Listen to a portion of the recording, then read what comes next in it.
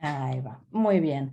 Bueno, repito rápidamente, bueno, muchas gracias Gaby por la invitación. Bueno, mi nombre es Elvira Gentile, soy egresada obviamente de GeoUBA, de la casa, soy también profesora en la materia de climatología, seminario de cambio climático, y bueno, hoy Gaby me convocó, ¿sí? Para este ciclo que estuvimos comentando antes, este ciclo de clases abiertas que estamos haciendo, ¿no? Desde la parte de difusión y comunicación de la carrera, sí, con todos los profes voluntarios como Gaby que nos abren el espacio. Es hacer estas clases para compartir lo que vemos, ¿sí? En geografía y en ¿sí? Lo que estudiamos, y para que todos tengan acceso a lo que es una clase en nuestra carrera. En este caso, Gaby me convocó para hablar sobre cambio climático, pero para hacer así básicamente como un pantallazo, ¿sí? O como dicen, una foto, un snapshot de en qué estamos en cambio climático, y los actores institucionales, tanto a nivel nacional como internacional, ¿sí? Así que va a ser más bien de conceptos básicos y de presentar un poco quién es quién, ¿sí? Porque seguramente todos habrán escuchado, ya saben, ¿sí? Algunos ya fueron alumnos míos incluso del seminario de cambio climático, esto les va a resultar familiar, pero como tenemos un público bastante diverso, la idea es mostrar las bases, ¿sí? Y toda la complejidad de este tema, porque a través de, bueno, de esto, de los actores, y de las acciones a nivel internacional y a nivel nacional. ¿M? Y por supuesto los invito a que cuando quieran aportar algo, sí, o algo no entiendan, pueden parar sin problema, ¿sí? Pero bueno, un poco esto, seguramente todos escucharon, ¿sí? Leyeron, lo ven en la prensa, ¿sí? En los contenidos, o si son profesores, en lo que le dan a sus alumnos, todo este tipo, ¿sí? De conceptos: cambio climático, calentamiento global, variabilidad, Acuerdo de París, ¿sí? Las COPs, que son las COPs, bueno, sabemos que el año pasado con las COP26 nos dejaron ¿sí? La cabeza, ¿sí? Repleta de noticias en noviembre. ¿Qué es la Convención Marco de Naciones Unidas para el Cambio Climático? ¿Qué es el IPCC? ¿Qué es el gabinete? Muchas veces todo eso, viste, está dando vuelta en nuestra cabeza, sabemos que está, sabemos que lo damos, pero viste, a veces es como que uno tampoco ni se cuestiona ni para saber o ver el contexto o el origen de cómo fue apareciendo todas estas organizaciones, ¿no? En cuanto a los actores me refiero. Bueno, con respecto a cambio climático, seguramente todos lo saben, vamos a repetir así, digamos, la definición, donde se habla de un cambio en el estado del clima, ¿sí? Que va a ser identificado por pruebas estadísticas generalmente, o sea, tiene que ser un cambio notorio, ya sea por cambios en el valor medio de las propiedades o por la variabilidad. ¿Sí? Cuando hablamos de valor medio estamos hablando de valor medio de temperatura, ¿sí? Cuando decimos variabilidad estamos hablando de los extremos, ¿sí? De los máximos y los mínimos. Ahora lo vamos a ver con más detalle. Y ese cambio, ¿sí? Tiene que persistir por largos periodos de tiempo, ¿sí? O sea, no es que un cambio va a ser que vino una ¿sí? Una ola de calor y se fue, no estamos hablando de un cambio, ¿sí? Sino que estamos hablando de cambios que se instalan y cambian totalmente la tendencia. Esos cambios pueden deberse a procesos internos, naturales, ¿sí? Sabemos por qué esta fotito, porque nosotros hablamos de sistema climático terrestre, ¿sí? Que está compuesto atmósfera, biosfera, criosfera, ¿sí? Los hielos, la hidrosfera, la litosfera. Pero, ¿qué pasa? Todos esos sistemas están en permanente cambio. Cualquier cambio en alguno de esos sistemas va a provocar, ¿sí? Un cambio probablemente en los otros componentes, y eso es lo que llamamos variabilidad natural, son procesos internos naturales. A veces puede haber un forzamiento externo, por ejemplo, ¿sí? Por vulcanismo, ¿sí? Que es también natural, pero estamos inyectando distintas partículas a la atmósfera, por eso se toma como un agente externo.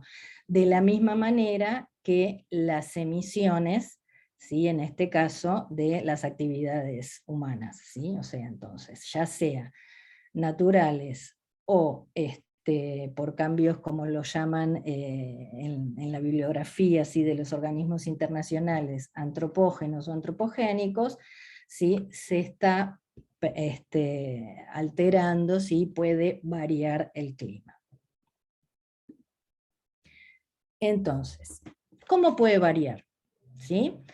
Nosotros consideramos en estos grafiquitos, ¿sí? Años en el eje horizontal, precipitación, por ejemplo, podría ser otra variable, podría ser temperatura, y vemos que, ¿sí? Esta curva lo que nos está mostrando es que el clima varía, es variable por naturaleza. ¿Alrededor de qué? Alrededor de una media, ¿sí? O sea, entonces hay una cantidad de variaciones en máxima o en mínima que serían extremos, pero que son esperables, ¿sí? ¿Qué pasa si empieza a cambiar el promedio? Vamos a ver una tendencia, en este caso, en el caso positivo, ascendente. O también puede cambiar el promedio, pero también la variabilidad, ¿sí? O sea, el promedio va a tener tendencia ascendente, pero fíjense cómo cambian los puntos, ¿sí? Que serían los extremos esperables, pero que se alejan de la media, pero son mucho mayor acá que acá. Entonces, en general, hablamos de variabilidad cuando nos referimos a desviaciones de esos valores, de las variables climáticas respecto a las estadísticas a largo plazo, ¿sí? Esas desviaciones de los valores medios se llaman anomalías, ¿sí? Sería la diferencia entre los valores y un promedio histórico. Eso es una característica intrínseca del clima, ¿sí? Y tenemos muchos tipos de variaciones. Si hay algo que caracteriza el clima es su variabilidad, ¿sí? Variabilidad de un día a otro, variabilidad, hay variaciones de una estación a otra, de un año a otra, hay oscilaciones que no podemos decir que sean así todos los años igual, pero que se dan cada determinado periodo de tiempo, por ejemplo el ciclo de ENSO, ¿sí? El niño y la niña, el niño oscilación del sur, ¿sí? Después hay otras oscilaciones decadales, o sea, todo eso está contemplado en lo que se conoce como variabilidad del clima, ¿sí? Por eso hablamos de que tenemos una media y tenemos los niveles de tolerancia, ¿sí? Hasta donde decimos, bueno, acá estamos dentro de una variabilidad natural, ¿sí? Son extremos, obviamente vamos a tener días con ola de calor, pero no es que por ahí, ¿sí? Podemos decir que cambiamos de estado climático. Cuando hablamos de cambio, sí es un cambio significativo en todas esas variables promediadas de más de un decenio, ¿sí? Más 2, 3, ¿sí? Y con lo que va a traer aparejado son efectos ambientales y socioeconómicos importantes. En ese caso estaríamos hablando de cambio. ¿Sí? Ahora bien, como dijimos que el clima se caracteriza por no ser algo estático, sino que lo caracteriza la variabilidad, también hemos tenido a lo largo de la historia, ¿sí?, terrestre, grandes fluctuaciones climáticas, y ahí sí, estamos hablando de cambios climáticos, ¿sí? Estos ustedes habrán escuchado sobre las eras de hielo y los periodos interglaciares, ¿sí? Mínimamente con ver la película La Era de Hielo, ¿sí?, donde se van mostrando en los dibujitos animados estos cambios. Bueno, ¿qué es lo que nos está mostrando este gráfico tan raro? Que los científicos lo que descubrieron es que hay una relación entre la concentración del dióxido de carbono, ¿sí?, que sabemos que es un gas invernadero, ¿sí?, y otros gases de efecto invernadero, pero sobre todo el dióxido de carbono, y la temperatura media del planeta, ¿sí? Acá abajo tenemos la temperatura, ¿sí?, y acá las concentraciones de dióxido de carbono. Fíjense que cuando sube la concentración de dióxido de carbono, sube la temperatura. Baja el dióxido de carbono, baja la temperatura. Y así sucesivamente. Tenemos en gris, marcaditos acá, que están en positivo, lo que fueron los periodos interglaciales, ¿sí?, hasta acá. Y en el periodo interglacial actual, que es en el que nos encontramos ahora, ¿sí?, a partir del Holoceno, fíjense que, ¿qué es lo que empezó a llamar la atención de los científicos? Que hay más dióxido de carbono, claramente, sube la temperatura, pero algo que no se había registrado antes es esto, ¿sí?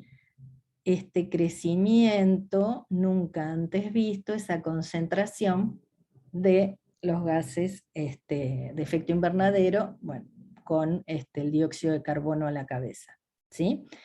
¿Se imaginan por qué creció tanto el dióxido de carbono? Pueden contestar, abrir la pantalla, abrir el micrófono, no hay problema. La revolución industrial. Las Exactamente, actividades humanas. exactamente, ¿sí? Y ahí tenemos un punto de debate, ¿no? Porque sabemos que osciló siempre. El punto es que nunca tanto, ¿sí? Entonces, un punto de debate es, si antes osciló, quiere decir que osciló por causas naturales también. Entonces, ahora, ¿qué es lo que se está debatiendo tanto en el ámbito científico como en el político? Y bueno, ¿quién es el responsable, ¿sí?, de este aumento, ¿sí? Puede ser natural o puede ser solo por las actividades humanas, ¿sí? Entonces ahí es cuando se empieza a deslindar. Entonces acá estamos hablando de atribución al cambio climático. Entonces, ¿a quién se lo atribuimos? ¿Solo a la variabilidad natural o acá hay algo más en juego, que serían, ¿sí?, las actividades humanas a partir de la revolución industrial? Pero también, si ven, aquí tenemos como un zoom de la última parte del gráfico anterior, y donde muestra que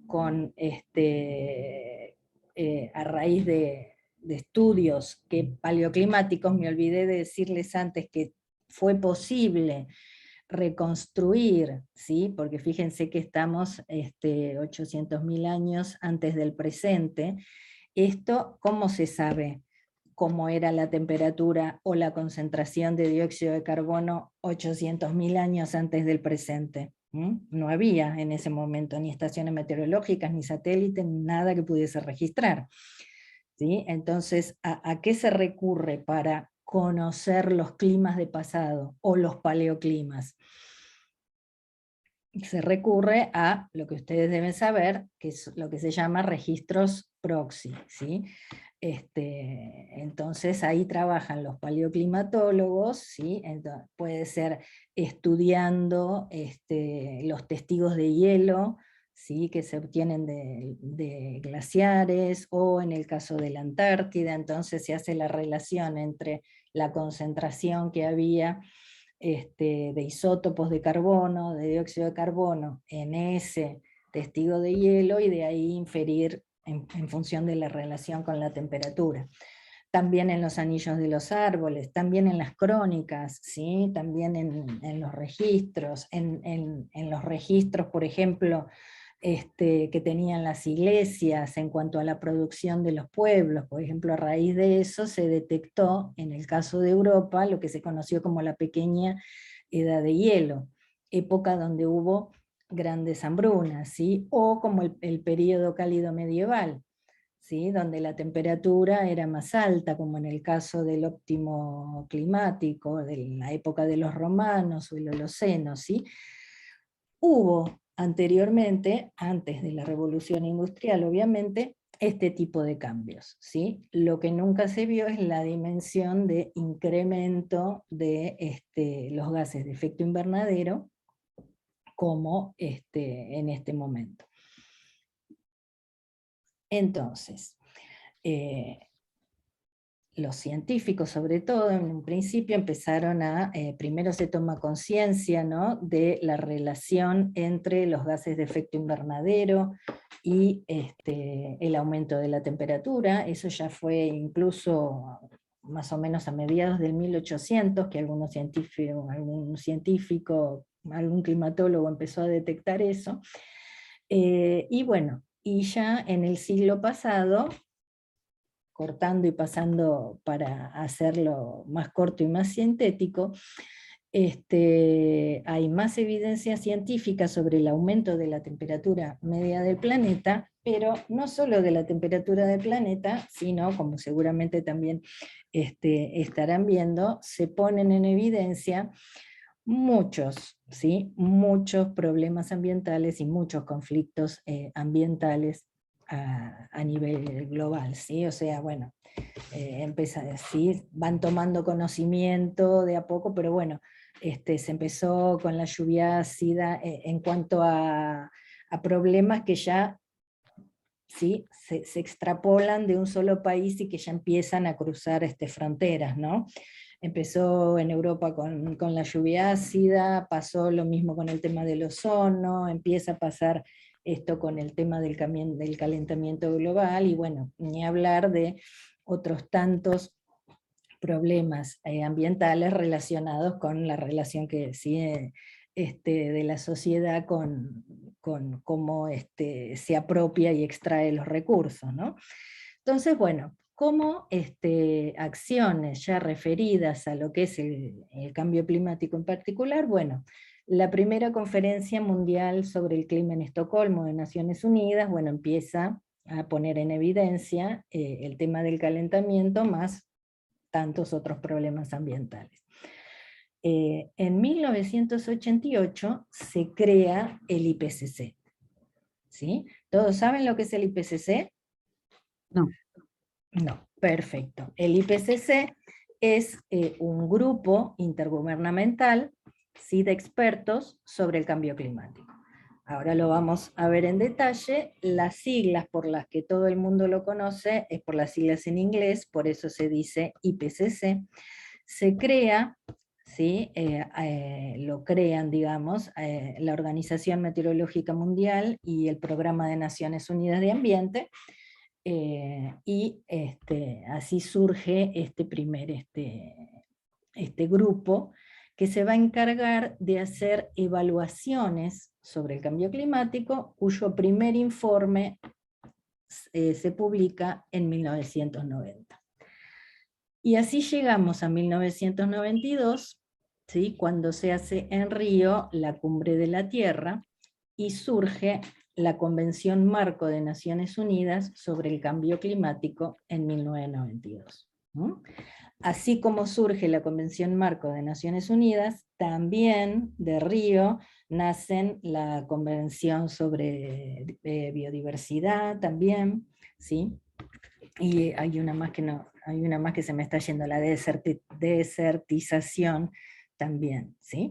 Entonces siempre siguiendo esta línea de toma de conciencia global de la dimensión que estaban tomando los problemas ambientales.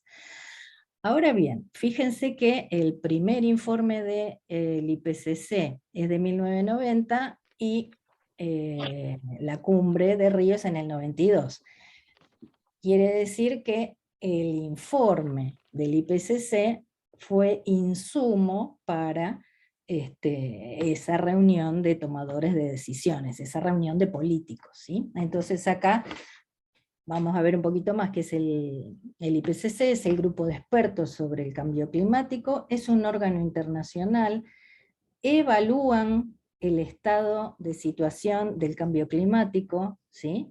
Fue creado por la OMM y el Programa de Medio Ambiente, pero no hacen investigación, ¿sí? O sea, es un órgano científico, pero lo que hacen es recopilar todo lo que hay, hacer una evaluación y producir informes. No es que es un grupo de investigación. Entonces, ¿por qué es importante? Porque estos informes son la base científica para los gobiernos, para los representantes de los gobiernos, ¿sí? Que van a las reuniones donde se toman las decisiones sobre el clima, ¿sí? De hecho, todo lo que produce el IPCC es insumo para la Convención Marco de Naciones Unidas y sus conferencias de las partes. El IPCC se divide en 3 grupos principales. Uno, que se encarga de evaluar todo lo referente a la base científica, o sea, que conocemos y cuáles son las perspectivas, o sea, trabajan con modelos para, ¿sí? Calcular cómo sería el clima dentro de 20, 30, 50, 100 años, ¿sí? En función de los datos actuales. Un grupo de trabajo 2 que trabaja con impactos, adaptación y vulnerabilidad, y un grupo de trabajo número 3, se lo llama así, que trabaja en la parte de mitigación, ¿sí?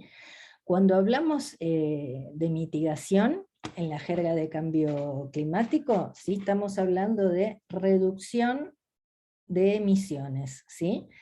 Mitigar, en jerga de cambio climático, es, ¿sí? Reducir las emisiones de gases de efecto invernadero. Porque, o sea, lo que estamos experimentando ahora es un probable potenciamiento del efecto invernadero natural, ¿sí? Que sabemos que es buenito y sí, no hay que meterse, porque si no fuese por el efecto invernadero natural, ¿sí? No habría vida en el planeta. Pero, ¿qué pasa? A medida que se van inyectando más gases de efecto invernadero, hasta ahora estamos viendo que la temperatura se ha incrementado, ¿sí? en lo que va del último siglo, aproximadamente más o menos 1 grado centígrado, ¿sí? Y puede a su vez desencadenar en distintas modificaciones del clima regional, en distintos lugares, ¿sí? O sea, por eso la diferencia entre, por un lado, calentamiento, ¿sí? Que estamos hablando de que estamos hablando del incremento de la temperatura media del planeta, por otro lado, cambio climático, que pueden ser, ¿sí? Distintos impactos en términos en cuanto a clima, relacionados con ese aumento de temperatura.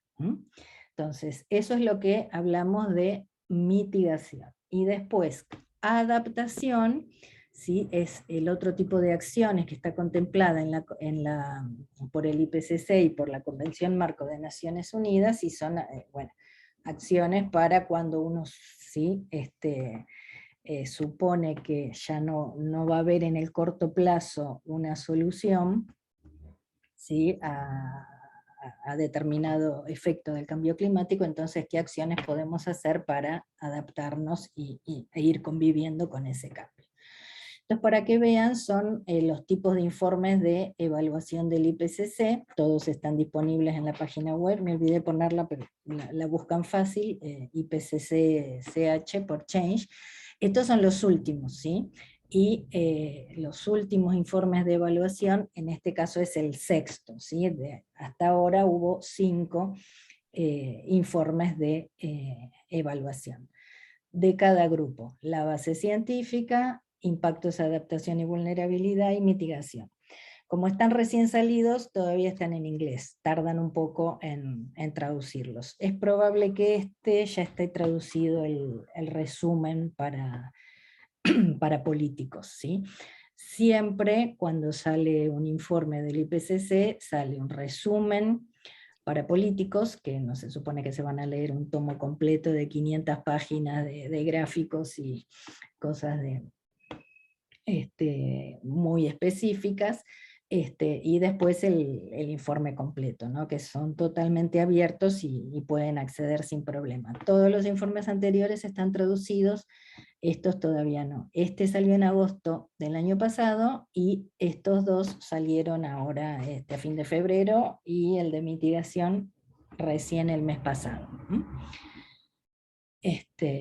Entonces, vimos que era el IPCC y sabemos que lo que produce el IPCC es un insumo, ¿sí?, de base científica para los políticos que van a la Convención Marco de Naciones Unidas. Entonces, ¿qué es la Convención Marco de Naciones Unidas? Que surge de, como vimos, Río 92. Este es un tratado que busca dar solución a la problemática del cambio climático.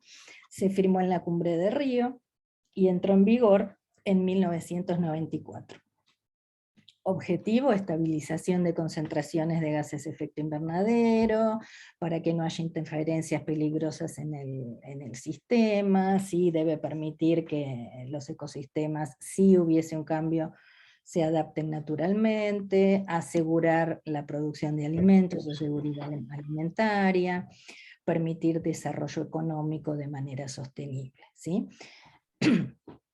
Entonces, este es el objetivo de la convención, que es una convención marco, es un paraguas. No hay nada, ni ningún instrumento en la convención que directamente diga tales países, o sea, sí, o se tiene que hacer esto porque si no va a haber sanciones. No, es una convención marco.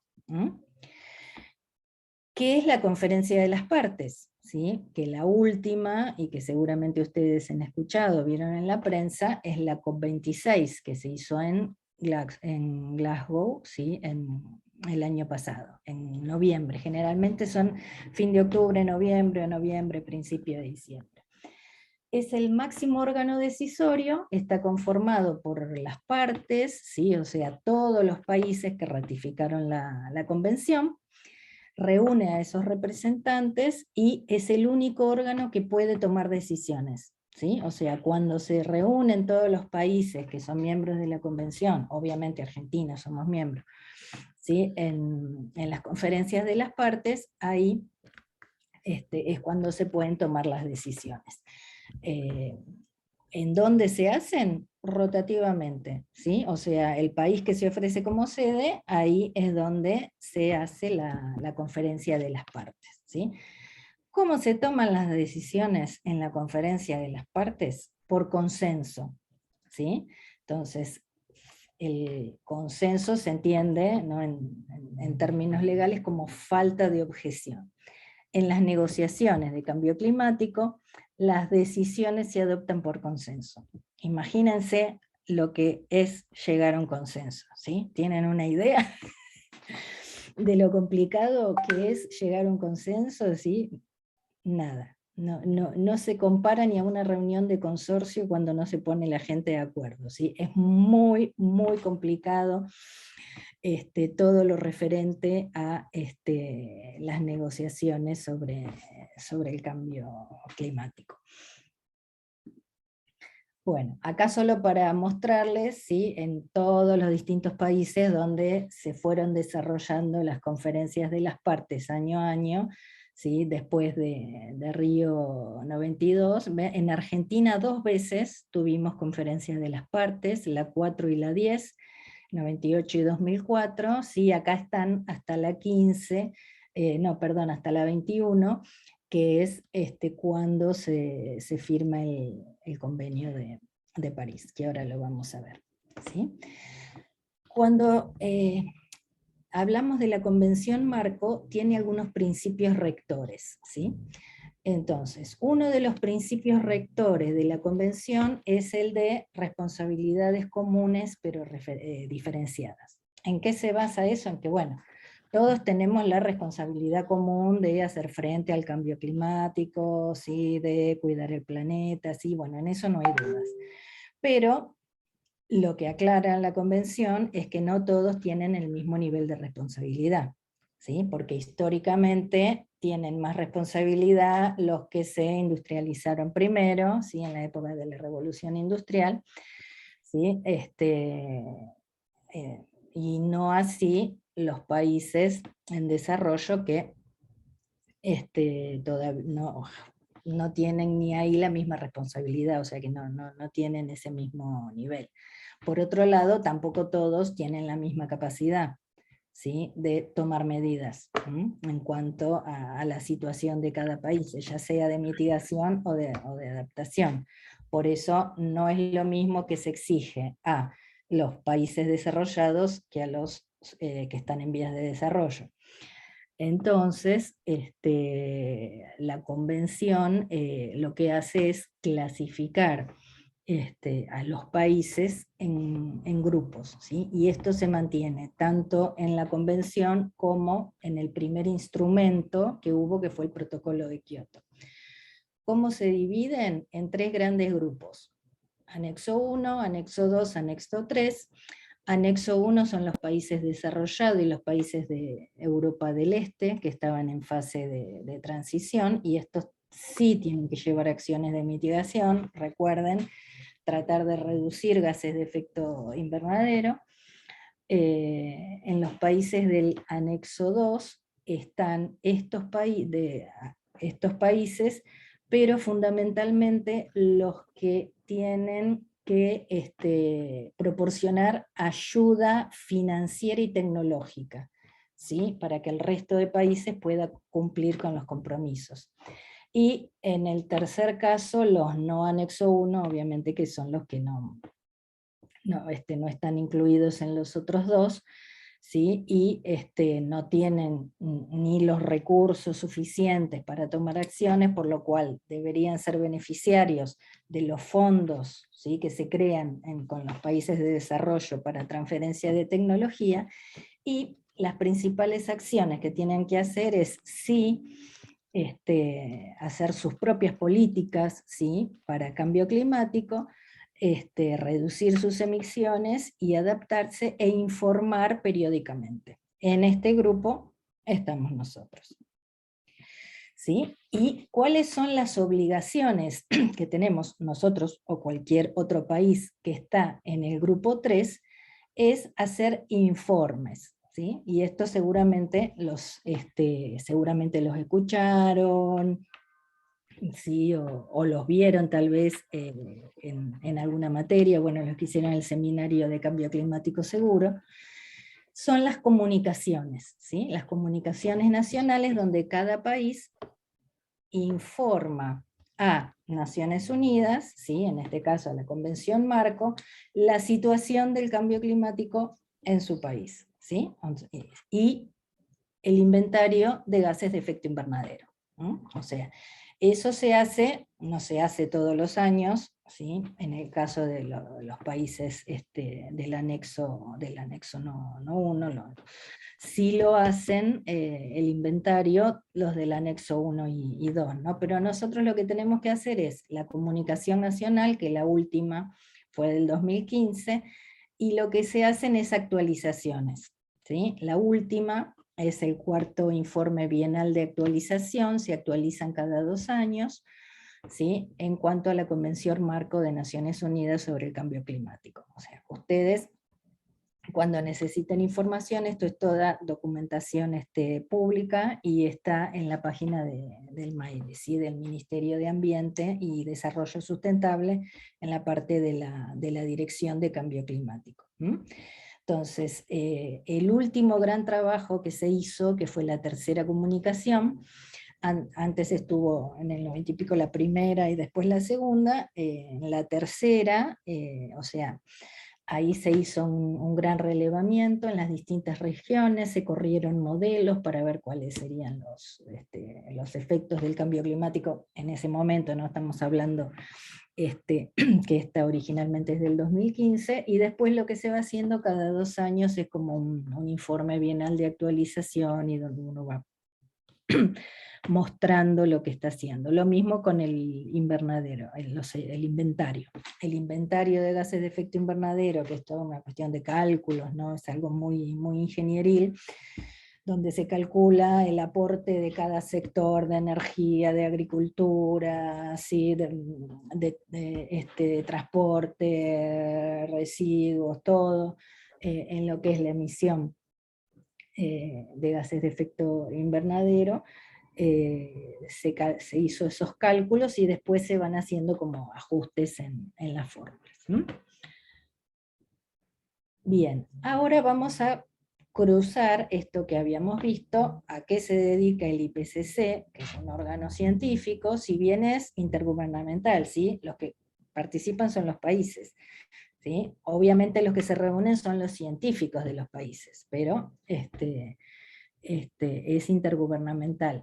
Como cada informe del IPCC fue siendo de insumo a algún documento internacional, ¿sí? En cuanto a política internacional sobre el cambio climático. O sea, el primer informe del IPCC fue el insumo para adoptar la Convención Marco. El segundo del 95, fue para adoptar el Protocolo de Kioto.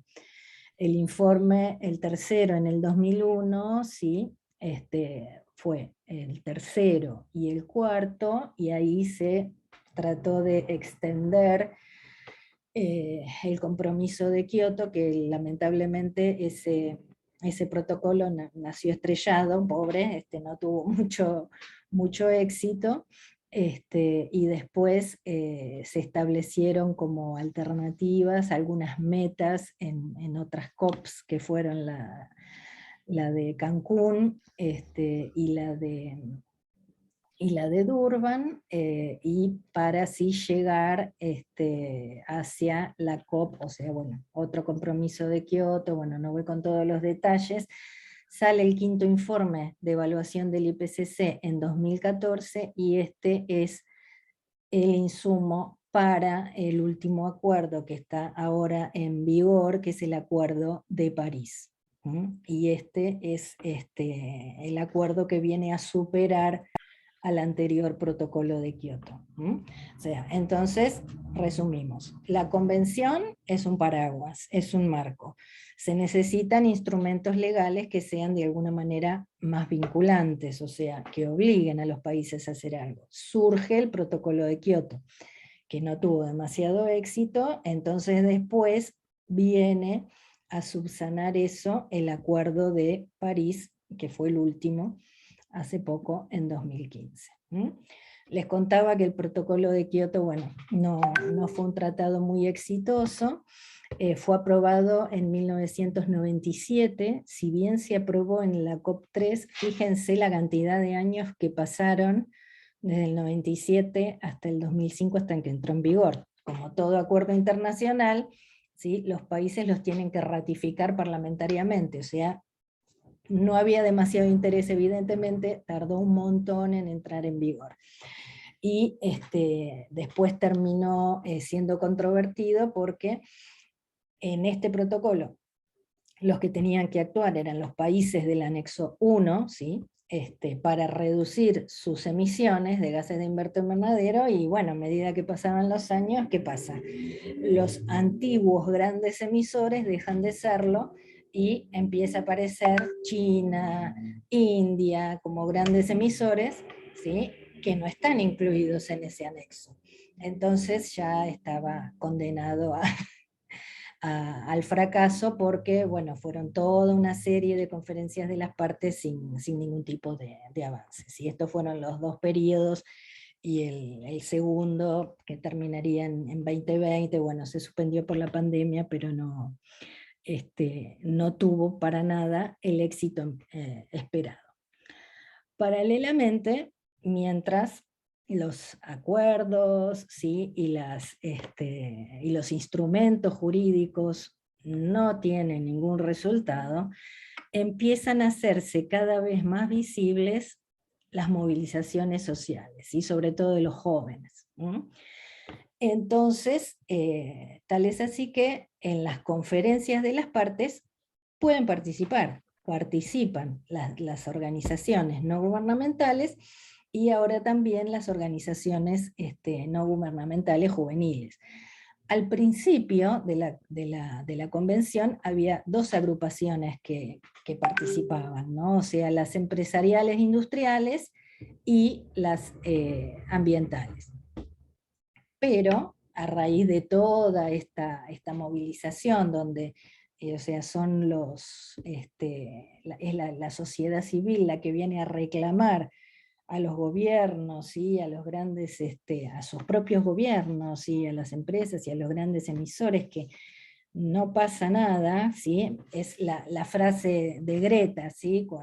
Cuando terminó la última conferencia de las partes, la última frase de Greta es: fue un fracaso, se vienen reuniendo COP tras COP, perdón, parece un trabalengua, y bla, bla, bla, no pasa nada, ¿sí? Entonces, por eso se da ese contexto para que surjan todas estas movilizaciones, las marchas mundiales por el clima, ¿sí? Que hacen un poco, ¿no? Como para meter presión a la inacción a nivel gubernamental.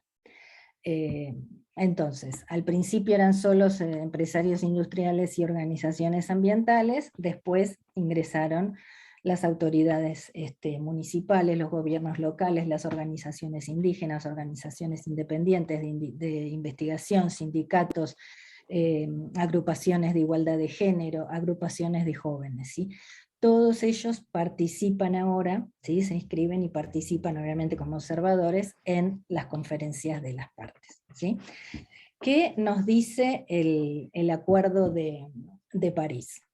Que fue el último acuerdo, ¿no? Textual del acuerdo, que el objetivo es mantener el aumento de temperatura por debajo de los 2 grados, ¿sí? Y mejor aún por en 1,5 con respecto a los niveles preindustriales, y que las emisiones se disminuyan a largo plazo y siempre manteniendo el principio de la Convención de responsabilidades comunes pero diferenciadas, ¿sí? Y aparecen, cosa que no había antes, en el Acuerdo de París, que no estaba antes y no estaba en el protocolo de Kioto tampoco, porque se refería solo a los países del Acuerdo 1, aparecen las contribuciones nacionales determinadas, ¿sí? ¿Cuál es el gran cambio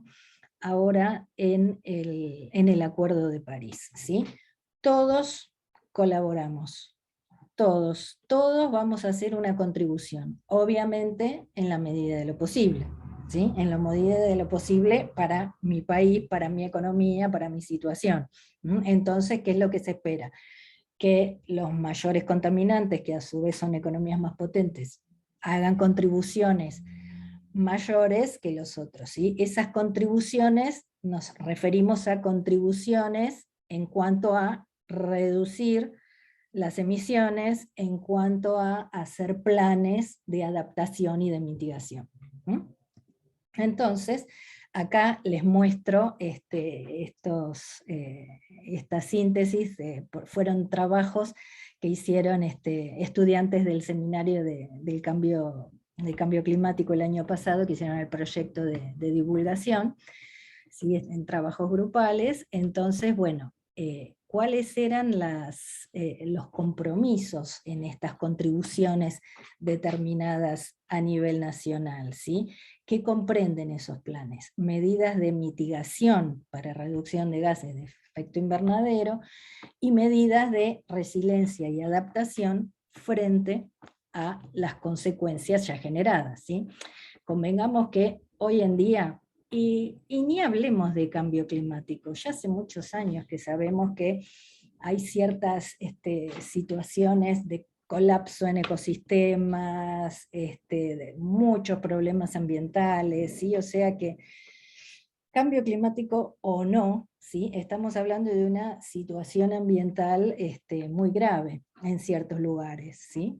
Entonces hay que actuar. Y no hace falta actuar pensando en 100 años adelante, ¿sí? Con empezar a actuar hoy en día con lo que tenemos, sí, ya vamos a hacer un gran aporte, ¿no? Por eso es que en realidad, más allá de pensar en actuar o hacer planes de cambio climático para el cambio climático futuro, en realidad concentrémonos en tratar de cubrir la vulnerabilidad, ¿sí? O sea, qué sé yo, hace unos años La Plata, está bien, llovió muchísimo en un evento extremo y fue terrible, y no estábamos preparados en cuanto a respuesta, no estábamos preparados en cuanto a planificación. Pasa, ¿sí? En distintos lugares, con distintas inundaciones, más allá o no de estar en un contexto de que sea atribuible o no al cambio climático, ¿no? Y con respecto a lo que dice París al apoyo entre los países participantes, sí da un marco de apoyo financiero, técnico y de creación de capacidad para aquellos países. Por eso se crean estos fondos, ¿sí? Donde los países que pueden van aportando para así aumentar las capacidades de los países que no tienen esa tecnología ni podrían acceder de otra manera. Bien, ¿cómo aparece Argentina? Argentina, por haber ratificado el Acuerdo de París, obviamente tiene que cumplir, como todos los países que ratificaron el acuerdo, su obligación en el marco del Acuerdo de París. Entonces, lo que hace, acá en este caso es la segunda, ¿no? Porque ya hubo pongo la última, hubo una anterior, hubo una corrección, o sea que se van como actualizando, y esta es la segunda contribución determinada a nivel nacional de la República Argentina, ¿sí? También la van a encontrar en la página del Ministerio de Ambiente, que es la que se encarga de llevar a cabo estos informes, y además como secretaria, ahora vamos a ver, del Gabinete Nacional de Cambio Climático, ¿sí? Entonces ven que la idea acá es ir mostrando cómo todo lo que pasa a nivel internacional, y toda esta cantidad, para decirlo en criollo, esta bocha de actores y gente que está actuando en cuanto al tema de las convenciones y de cambio climático, como también nosotros tenemos acá los actores que están participando en la elaboración, ¿sí? de esas obligaciones, y cómo se baja y cómo se aplica a nivel nacional. Bien, ¿cuál fue el insumo científico para la COP26? Que fue la última, o sea, ya he explicado todo esto, ahora vamos a ver qué pasó en la última COP, qué fue lo que pasó. ¿Sí? Esto también, estas fueron placas realizadas por las estudiantes del seminario, por las alumnas, ¿sí? En trabajos grupales. Entonces, ¿cuál fue ese objetivo? El objetivo de la COP, después del Acuerdo de París, que fue en 2015, empezó la implementación en las dos COP siguientes, después vino la pandemia, se paró todo, bueno, entonces esta era la primera COP presencial. Era sumar los esfuerzos para acelerar la acción contra el cambio y alcanzar los objetivos que se planteaban en París. ¿Sí? La idea era, vamos a implementar el Acuerdo de París. Ahora bien, ¿cuál es el insumo científico, el sexto informe de evaluación, que salió antes de la COP26? ¿Qué es lo que nos dice el último informe del IPCC? ¿Sí? Que es inequívoco, esto es textual del informe del IPCC, que el aumento de dióxido de carbono, metano y óxido nitroso, todos gases de efecto invernadero en la atmósfera, desde la era industrial es el resultado de actividades humanas y que la influencia humana es el principal impulsor de muchos cambios observados en la atmósfera, el océano, la criósfera y la biosfera. ¿Sí? O sea, entonces acá ya, ¿sí?, al banquillo, ¿sí?, de los acusados las actividades humanas, está confirmado por los modelos que es básicamente por las emisiones a partir de la era industrial, y eso es lo que estaría provocando este aumento que vimos en el otro gráfico, y acá lo vemos, pero en los últimos 2000 años, que es el que hace el IPCC, donde muestra los cambios de temperatura. Toda esta parte es reconstruida porque sabemos que tenemos registros recién a fines de los 1800, ¿no? O sea, a partir de 1850, 60, 70 recién hay instrumentos de registro de temperaturas, ¿sí? Entonces todo esto es reconstruida a partir de datos proxy, y acá observado, y este es el gran incremento que habíamos mencionado. Y haciendo un zoom de esto acá, estos son desde 1850 hasta el 2020, y acá vemos que aumentó en total 1 grado, más o menos, ¿sí? 1.1 más caliente. ¿Sí? Entonces esa es la conclusión del IPCC. Repito, siempre digo la conclusión del IPCC, porque son los que dicen esto los científicos reunidos en el IPCC para hacer esta evaluación. Bien, ¿qué observan en cuanto a los extremos? ¿Sí? Esto que ven acá es como si fuesen todos estos polígonos, acá para que más o menos tengan idea, en cuanto a los modelos climáticos, como si fuesen los continentes, ¿no? América, Europa, Australia, ¿sí? Entonces acá nos muestran las temperaturas extremas más cálidas, la precipitación y las sequías.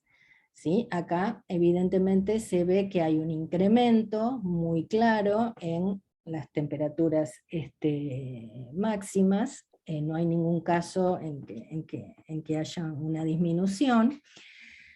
Y para que vean qué complicada es la cosa, acá hay unos puntitos que nos dicen el nivel de confianza, ¿sí? Si es alta, media o baja en decir eso, ¿sí? O sea, ¿cuál es el nivel de confianza con el cual podemos decir que la temperatura va a aumentar en el sudeste de Sudamérica? Bueno, acá tiene 3 puntitos, parece que la confianza es alta, pero no parece lo mismo acá, o no parece lo mismo en Nueva Zelanda. Entonces fíjense cómo hay que tomar, incluso entre pinzas, todo lo que viene como dado y no cuestionado, porque si bien es obvio, nadie va a ser negacionista ni va a cuestionar al IPCC, por supuesto, ni al cambio climático, pero hay ciertas cosas que en el lenguaje se traducen como verdades absolutas o catastrofistas, y bueno, ni hablar después como lo comunica la prensa, donde parece que nos vamos a rostizar todos la semana que viene. ¿Sí? Y entonces hay que tener cuidado con eso, con ese lenguaje catastrofista, con esas cosas, porque ese catastrofismo, además de ¿sí?, asustar a unos cuantos, además inmoviliza. ¿Sí? Entonces yo digo, bueno, ¿para qué vamos a hacer algo si no hay nada que hacer? ¿Sí? Peor cuando pasa a el discurso político, ya con muchos políticos usan el cambio climático como excusa, ¿sí? Y bueno, llovió 100 milímetros en media hora, y bueno, no puedo hacer nada, no. O sea, más allá de que hayas tenido un extremo, obviamente que no son comunes, por supuesto, ¿sí? Pero puede estar dentro de la variabilidad natural, no le puedes echar la culpa a la lluvia, ¿sí? Cuando estamos hablando de que tendría que estar contemplado en un ordenamiento territorial, o como están viendo con Gaby, en un ordenamiento ambiental del territorio, ¿sí? En prevención, en planes de respuesta. Estamos muy acostumbrados a salir y ver, actuar, ¿sí?, bombero, cuando ya se incendió todo. ¿sí? Entonces, eso es un poco lo que hay que tener cuidado con este tipo de comunicaciones, cómo se traduce, cómo se va a la prensa, cómo va la gente, ¿sí? Porque y ni hablar cuando pasa al ámbito político, que se use como excusa para inacción. ¿Mm? Entonces, bueno, por eso, o sea, hay consenso en el IPCC, pero con un alto nivel de incertidumbre, y ahora lo vamos a ver mejor en esta, que está con Zoom. Ah, ya, se me pasó una. Quería ir a la anterior. No, me fui al final de la presentación, perdón. Acá, esta, ¿sí? Acá vemos un zoom en lo que hace a las sequías, ¿sí? Que era el panel de abajo. Incremento, ¿sí? Un descenso de los casos de días con sequías, con rayitas bajo acuerdo en el tipo de cambio. ¿Sí? Fíjense, está todo rayado y está todo con un puntito, ¿sí? No hay demasiado acuerdo, entonces ni siquiera los miembros que participan en el IPCC tienen demasiado acuerdo y lo tienen que poner obviamente en el informe, ¿sí? Porque tienen que poner todo si es altamente probable, poco probable, poquito probable, ¿sí? Extremadamente probable. Y lo que estamos viendo acá es sencillamente eso, que todavía hay mucha incertidumbre en los datos y literatura, mínimamente también. No tenemos registro o estaciones ¿sí? en todo el planeta como para decir exactamente qué es lo que va a pasar en esta región, ¿sí? O cómo se va a comportar el clima en esta región ante un aumento de 1.1, como se ha detectado, grados centígrados. O sea, todavía en eso, en bajar desde los modelos globales, que son los que pueden pronosticar eso y decirte, y si seguís con estas emisiones en el 2050, ¿sí? vas a tener, ¿sí? 2 grados de aumento de temperatura, ¿sí? Pero no sabemos cómo esos 2 grados de aumento en la temperatura media global se van a manifestar en la región en la llanura pampeana. ¿Sí? Entonces eso también es lo que tenemos que tener cuidado. Consensos, pero con alta incertidumbre. Y sin ir más lejos, lo estamos viendo en el mismo informe del IPCC. ¿Ven? Estos son los escenarios que ellos proyectan como modelos climáticos, donde lo que calculan son las trayectorias, o sea, unas más optimistas de estabilización si se logran bajar las emisiones de gases de efecto invernadero, y otras más catastrofistas si siguen aumentando como hasta ahora y no hay ningún tipo de acciones en cuanto a las emisiones. Que obviamente para hablar de emitir menos, estamos hablando de algo, ¿sí? Nada pavo como es cambiar las matrices energéticas, ¿sí? En algunos lugares están mucho más adelantados, en otros no, no es tan fácil migrar matriz energética que está, ¿sí? Hecha en centrales que se alimentan con gas o con fuel oil y decir, bueno, en 2 días pasamos a energía eólica o energía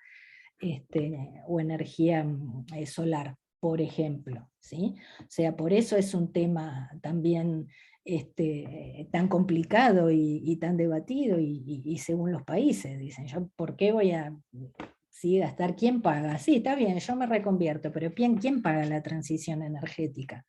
¿Sí? O sea, por ahí en Europa y de donde viene Greta, incluso, ¿sí? hay muchos problemas que están solucionados. En los países del tercer mundo hay ciertos problemas mucho más acuciantes que venir a decirle a gente que no tiene garantizada la seguridad alimentaria, venir a decirle tenemos que emitir menos, o tenemos que... O sea, no va en la escala local. Por eso hablamos de un problema súper complejo, ¿sí? Y donde hablamos de multisectorial, donde hay muchos intereses contrapuestos, multiescalar. ¿Mm?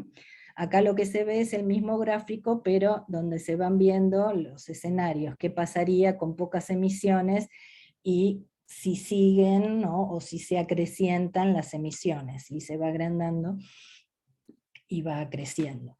Y en el último informe del IPCC, en el de las bases físicas, en este último lo que aparecieron son fichas por regiones, donde se muestra qué pasaría, ¿sí? En la región con respecto a la máxima temperatura, en temperaturas máximas, qué pasa con un calentamiento global, en la media global de 1,5, de 2 o de 4. Y así lo mismo con la precipitación, ¿sí? Que aumentaría en algunos lados, disminuiría en otros. Fíjense que en este mismo escenario, tomo el más catastrofista porque es el que se ve mejor.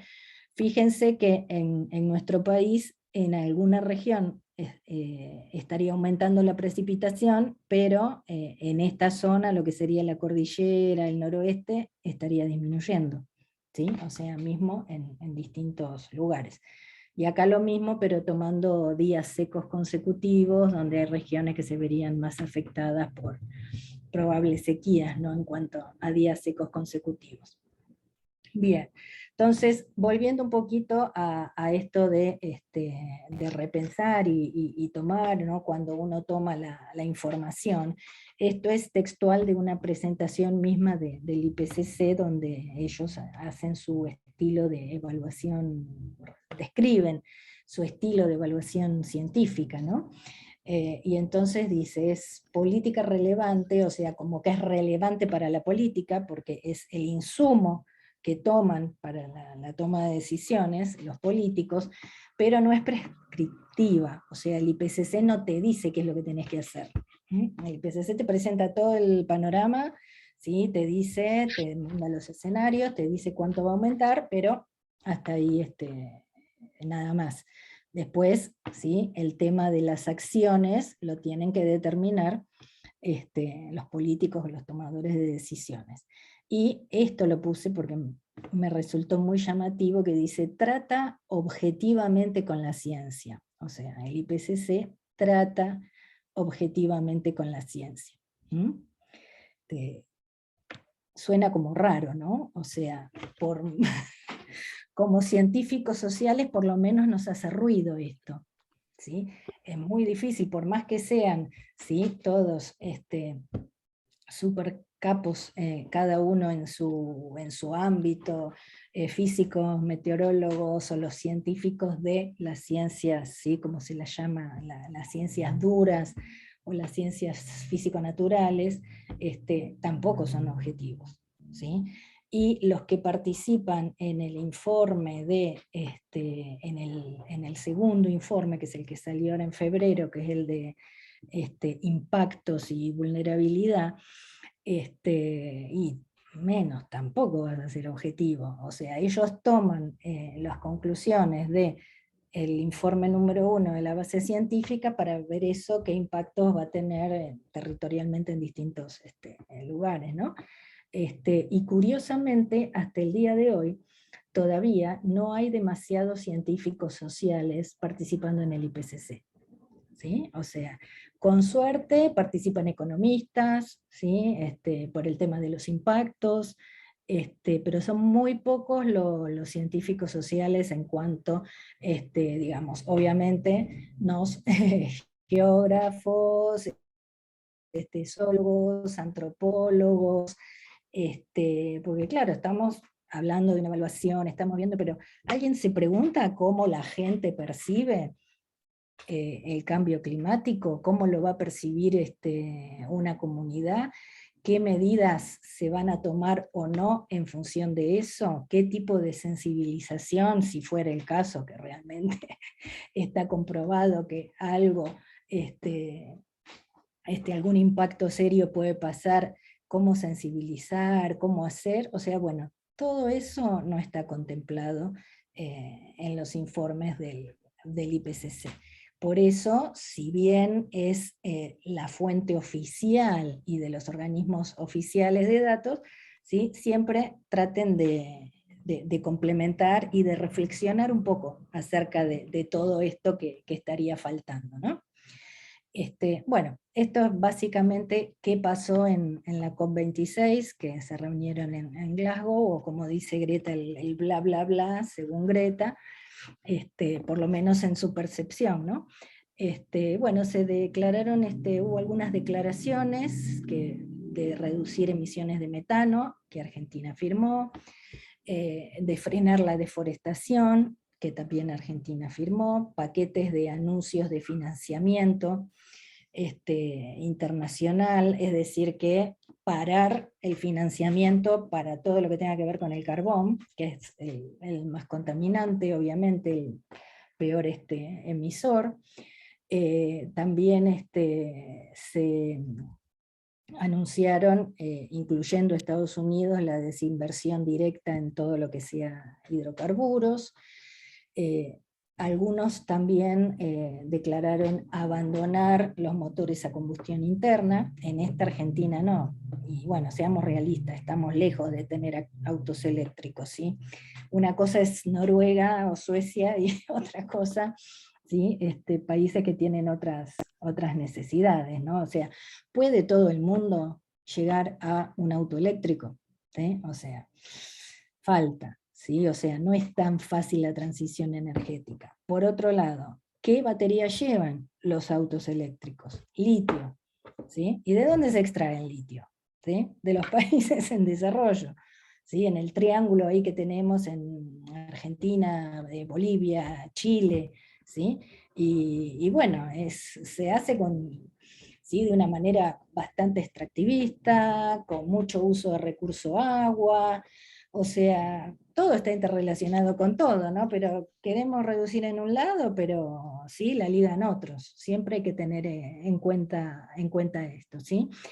Y el pacto final, el que se firmó en el último día, que es el documento final, o sea, no fue en cuanto a avances, no hubo ni hoja de ruta para eliminar los combustibles, no fijó fecha concreta para llegar a la deseada neutralidad de carbono o de emisión de efectos invernadero, no se llegó a acuerdo vinculante entre naciones, por ejemplo, de hecho, el de deforestación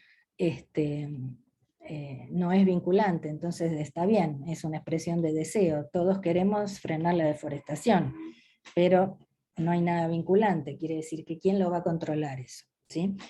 Por otro lado, tampoco se hablan de los efectos colaterales, ¿no? Porque decimos, bueno, con el cambio de uso de la tierra se deforestó mucho, entonces vamos a forestar, ¿sí? ¿Podemos forestar con cualquier cosa?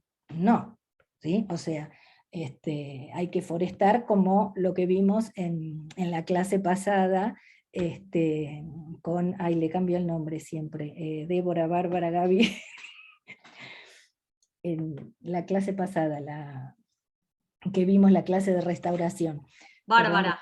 Bárbara, ahí está. Siempre, no sé por qué toda mi vida confundí los nombres Débora y Bárbara, ¿eh? Así que bueno, Y Bárbara. Barbie. Exacto, bueno, Barbie hablaba de eso, ¿sí? En lugares donde había que reforestar. Bueno, ¿con qué reforestamos? ¿Sí? Porque también por el afán de reforestemos, pongamos arbolitos para que capturen dióxido de carbono, no podemos plantar cualquier cosa, ¿sí? Tiene que ser de acuerdo al ecosistema original, ¿sí? Y se ha dado en muchos países que por hacer esto de la famosa compensación, ¿sí? Y de los países que dicen, bueno, yo para compensar emisiones, esto es lo de los marcados de carbono, yo para compensar emisiones, foresto, ¿sí? No sé, 1000 hectáreas en la China, ¿sí? Y bueno, pero si lo forestaste con una foránea, hiciste un desastre, ¿sí? O sea que ha pasado ya, ¿sí? O sea, fíjense la importancia de estar atentos, ¿sí? Y bueno, y ahora para terminar, y que no se haga más largo, no me quiero pasar, que me pasé un poco ya, vamos a lo que son las acciones y los actores en Argentina, ¿no? A raíz de todo este contexto y todos los actores internacionales. Bueno, como para hacer una línea de entrar en contexto, este es de una tesis que hizo Villares que analiza todos los instrumentos legales. Bueno, los ODS en 2015, ustedes saben que bueno, nosotros adherimos a los ODS, ya esto lo han visto con Gaby, y todo lo que se hace en cambio climático está ¿sí? Contemplado en el objetivo de la acción climática, o sea que está todo transversalizado. El Acuerdo de París, después se empiezan a convocar las grandes marchas del cambio climático, como el contexto también de acción social. En el 18 se presenta el proyecto de la ley esta que tenemos de cambio climático, la ley marco de cambio climático, la ley de presupuestos mínimos de cambio climático, y en el 2019, bueno, es el año en que sale la ley, fue cuando se realiza la mayor marcha que se había registrado hasta ese momento por el cambio climático en Argentina. ¿Sí? Entonces, por un lado, la ley más importante que tenemos, que es la de 2019, en diciembre, que se llama la Ley de Presupuestos Mínimos de Adaptación y Mitigación al Cambio Climático, o sea que cumple con estos objetivos de los instrumentos internacionales. Por eso estamos haciendo nuestro Plan Nacional de Adaptación y Mitigación al Cambio Climático, que está ahora en proceso. ¿Cuál es ese objetivo de la ley? Garantizar las acciones, los instrumentos, las estrategias, ¿sí? Para la adaptación en todo el territorio. ¿Por qué es de presupuestos mínimos? Precisamente por eso, porque somos un país federal, entonces la ley marca lo mínimo, después cada provincia tiene que hacer lo suyo, ¿sí? Que no puede ser menos que lo que indica la ley, pero puede haber más, y más complementarias, por eso se usa este tipo de leyes. Esta ley reafirma el Gabinete Nacional de Cambio Climático, que ya existía antes, o sea, no es que es nuevo el gabinete, ya venía de 2016, sino que se lo reafirma dentro de la ley, y este gabinete es el que va a articular las distintas áreas de gobierno en la Administración Pública Nacional, el Consejo Federal de Medio Ambiente, que sería el COFEMA, ¿sí? Que es el que articula con las provincias, los distintos actores de la sociedad civil, y hace para hacer el diseño de políticas públicas, como siempre, no la palabra consensuadas, con mirada estratégica para reducir los gases y generar respuestas coordinadas, ¿no? Bueno, eso está tal cual se dice en la ley y en el objetivo del Gabinete Nacional de Cambio Climático, ¿sí? Lo que establece la ley, el objetivo final de la ley, es desarrollar ese plan nacional de adaptación al cambio climático. Entonces, que ese es el que ahora está en proceso y que tiene que ser transversal a los otros instrumentos ambientales. De hecho, está también en el marco de la ley ambiental, ¿sí? Para que vean un poco los actores adentro del gabinete, está conformado por los ministerios y secretarías de gobierno con competencia en las temáticas, ¿sí? Y entonces se hacen reuniones de los ministerios, después las mesas de los puntos focales, que es este esquema acá, o sea, las mesas de trabajo con los distintos expertos que se van convocando, y los integrantes de los ministerios, ¿sí? Donde se van tratando, van cruzando las distintas temáticas relacionadas: gestión del riesgo, relaciones exteriores, género, relaciones exteriores, obviamente porque son los que también actúan junto a medio ambiente en las conferencias internacionales, género, lo socioambiental, ciencia y tecnología, ¿sí? Y después, por supuesto, para cubrir los distintos sectores, ¿no? Transporte, el desarrollo productivo, el trabajo, la agricultura, la energía, la salud, ¿sí? O sea, todo transversalizado en el trabajo del gabinete.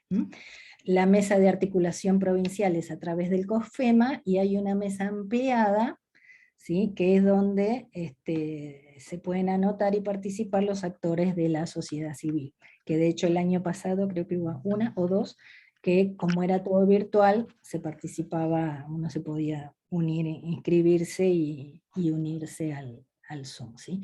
Por supuesto hay asesores, ¿sí? Los científicos, las universidades, los partidos políticos, sindicatos, todos los que están también dando su insumo. Acá, en cuanto a la Agenda 2030 de Naciones Unidas y los objetivos del desarrollo, estos son los ejes rectores que estarían atravesando, ¿sí? el trabajo del gabinete, ¿no? Y bueno, y de todos los que están en el tema de la redacción de sus planes, ¿sí? Entonces, derechos humanos, transición justa, equidad, género, interculturalidad, salud, ¿sí? Adaptación en comunidades, la gestión del riesgo, ¿no? Fundamental, veníamos dando ejemplos, innovación, ciencia y tecnología, educación ambiental, adaptación basada en ecosistemas, la seguridad energética y la seguridad alimentaria. O sea, estos serían los ejes que estarían atravesando todo el plan. Por si quieren ver lo que emitimos, no es mucho, esto está en el BUR de Argentina, para terminar.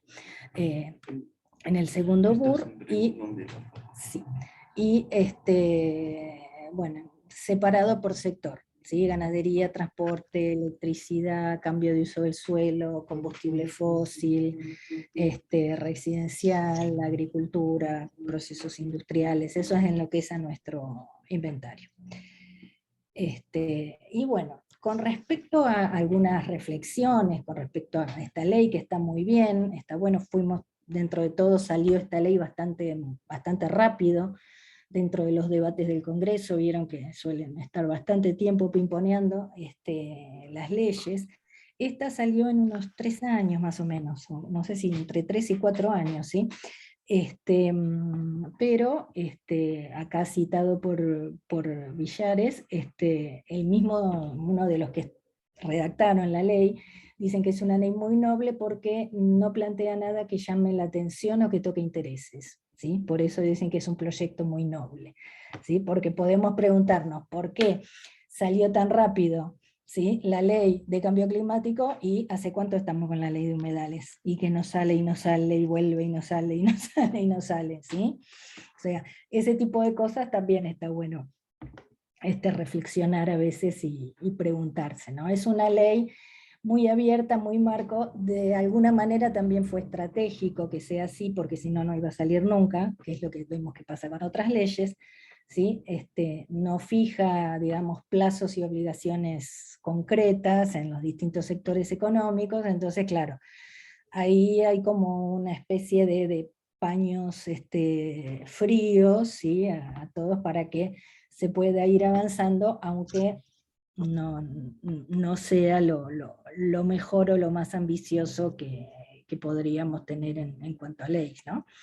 Y por otro lado, no hay una erogación fija por parte del Estado que también hubiese generado líos en cuanto a la distribución de recursos, áreas de gobierno, en la coparticipación y todo eso, ¿sí? O sea que esas son algunas cosas, ¿no? Por ahí no es la mejor ley, pero bueno, como que los mismos autores reconocen que es bastante tranqui y no se meten con nadie en ese sentido, ¿sí? Pero bueno, ¿podría ser mejor? Sí, podría ser mejor, sin duda, ¿sí? Pero bueno, esta sería una explicación por qué salió esta y hay otras que no hay manera, como el caso de la de humedales, ¿sí? Así que bueno, como para cerrar con ese tipo de idea, y muchas gracias, y perdón que me pasé del tiempo que pensaba terminar como mucho 8:30. Así que ahí tienen mi email por cualquier consulta. Bueno, Elvi, genial, excelente, como siempre, un placer escucharte. Bueno, Muy interesante el tema y bien llevado a estos días, digamos, ¿no? Así que, bueno, si alguno quiere preguntar o comentar, consultar algo, damos unos minutos de micrófonos abiertos sin problema. Una consulta respecto a ese informe que hace Argentina sobre las emisiones que tienen sus distintos sectores, ¿no? Sí. Es como un requisito necesario para que se pueda elevar a la ONU y que la ONU designe como una suerte de presupuesto en donde se considere también, por ejemplo, cuestiones como la transición energética, ¿no? Que es una de las grandes problemáticas que tiene Argentina. Y en ese sentido, ¿hay como medidas concretas pensadas para resolver ese problema mediano corto plazo, mediano largo plazo? Claro, mira, o sea, todos los países ya por ser miembros de la comisión tienen que hacer sus inventarios, los van actualizando, y ahora, claro, a partir de París es como más la presión para reducir las emisiones y llegar al famoso y deseado 1.5, que a fin de siglo la temperatura no pase 1.5, ¿sí? Pero para eso hay que reducir emisiones. Precisamente no somos de los países más emisores, ¿sí? O sea, no sería tan grave en nuestro caso. Pero no está mal ir pensándolo e ir reconvirtiendo, ¿no? Además por todos los efectos colaterales que tienen la matriz energética basada solo en hidrocarburos. ¿Qué es lo que pasa con la matriz en Argentina? O sea, va lento, pero se empezaron a hacer unos planes hace unos años que ahora se están renovando en cuanto a energías renovables, ¿sí? Entonces salió lo que fue para energía eólica, que de hecho van apareciendo parques eólicos, ¿sí? Incluso no sé si alguna vez alguien estuvo por Miramar, o por Necochea, hay parques eólicos, esos están todos dentro de ese programa, ¿no? Que tiene distintas rondas. ¿Sí? Y todos esos programas, además de tener algún aporte del Estado, tienen aporte internacional. ¿Sí? De hecho, por ejemplo, los informes de evaluación, o sea, el tercer informe de evaluación, el último que se hizo fue con aportes del BID, ¿sí? Y así otro tanto. Por ejemplo, la implementación del Plan Nacional también, para contratar a los consultores, viene con fondos de BID o de Banco Mundial, ¿sí? Entonces así es como los distintos países van accediendo. Y volviendo a la matriz energética, también, qué sé yo, en nuestro país, supongo que no seré el único, pero por un lado estás firmando en la COP, ¿no? Que te vas a comprometer con las energías limpias y la transición energética, y por otro lado le das una polenta bárbara a vaca muerta. O sea, es como que se dan esas contradicciones, ¿no? Como que la mayor parte del presupuesto sigue yendo a hidrocarburos, ¿sí? Y muy poco a las energías renovables en cuanto a total. Se le está dando más que antes, pero todavía no. También es cierto que el costo de la reconversión a energías renovables es alta, y hoy en día el costo-beneficio, y sí, viste, nadie se va a comprar un auto eléctrico, déjame el autito y sigo yendo a la estación de servicio, ¿sí? O sea, es un tema. Pero en cuanto a política nacional, que así debería venir, y sí, todavía está ambivalente la cosa. Parece que escriben una cosa con la mano, con el codo la borran, es así.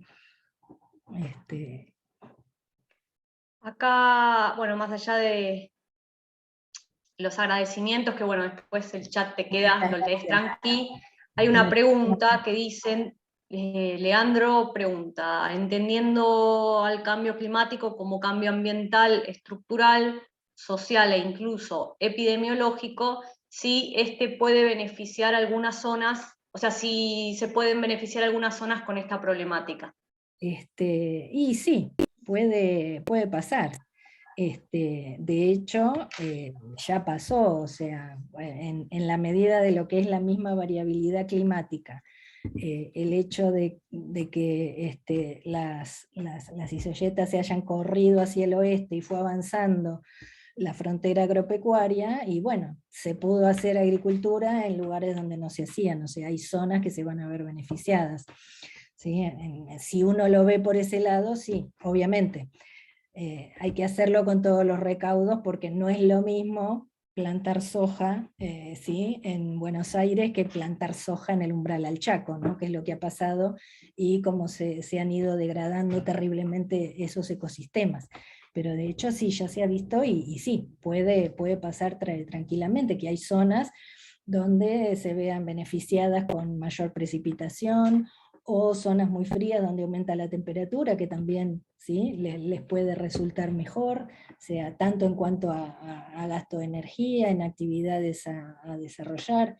¿Sí? Siempre pasa que algunos ganan y otros pierden. Eso es en el reparto regional, ¿no? Eso es en el reparto regional, estamos hablando. ¿Sí? A nivel global sí se va a dar un aumento de temperatura que ya se está viendo. ¿Sí? Lo que no es tan claro y que los modelos tampoco son tan claros, si bien en el último informe del IPCC trabajó a nivel regional, los impactos a nivel regional, y ni hablar a nivel local.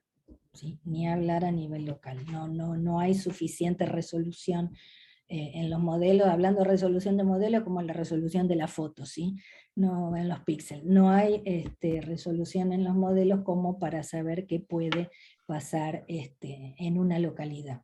Por eso siempre la mejor recomendación es adaptémonos a la variabilidad actual, que ni siquiera estamos adaptados a la variabilidad que conocemos o al clima que conocemos. ¿Sí? Lo vemos lamentablemente con la repetición de desastres que se van ocurriendo. Así que bueno, esa sería un poco la idea. Bueno, ahí en el chat, nada, agradecimientos, excelente, todo, demás, pero no hay más preguntas. No sé si alguno quiere consultar algo más. Yo particularmente le quiero agradecer a Diego, mi alumno del seminario, que bueno, siempre está ahí predispuesto para ayudarme con las clases, la preparación del Zoom Premium. Así que bueno, gracias Diego, un genio, nos reayudas con todo esto. Muchísimas gracias, sí que la verdad que es mucho más práctico, porque a veces con las transmisiones en YouTube de una vez nos han fallado, así que el Zoom es más seguro. Sí, sí, así que bueno, nada, parece algo sencillo, pero o pavo, pero ayuda un montón, así que quería agradecerle, y bueno, no sé si alguien más quiere comentar algo o preguntarle algo a Elvira sobre la presentación. Bueno, muchas gracias, espero que les haya resultado útil en cuanto a lo que tenían previsto para el seminario, bueno, para los invitados también. Sí, sí, de hecho hay varios que mañana tienen parcial de Geografía Física Argentina y tienen este tema, así que fue como un repaso. Un buen repaso, sí, igual después tienen la presentación y si quieren que les pase alguna bibliografía que menciono, bueno, casi todo lo que mencioné, básicamente todo lo que es de los organismos internacionales está todo online, lo de Argentina también, así que es solo ir y saber buscar. Bueno, perfecto. Entonces, si les parece, bueno, dejamos no sé si alguien quiere preguntar algo más, si no dejamos de grabar. Y bueno, va a quedar en la nube de Diego Genial. la clase. Voy a poner stop. Genial.